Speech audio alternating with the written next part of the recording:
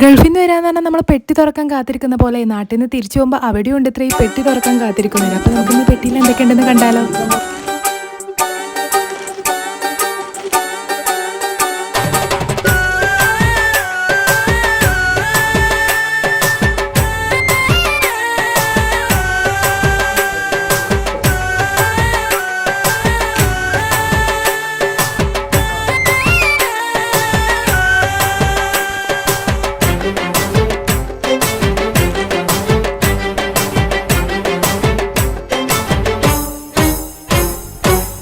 തുടുത്തു മുന്നിൽ വന്ന പെണ്ണേ, നീ മുത്തുമാല കോർത്തു വെച്ചതാക്കു വേണ്ടി, സ്വപ്നം കൊണ്ട് സ്വർഗം തീർത്ത കൽവിൽ ഈ ഇഷ്ടമാകെ കാത്തു വെച്ചതാക്കു വേണ്ടി.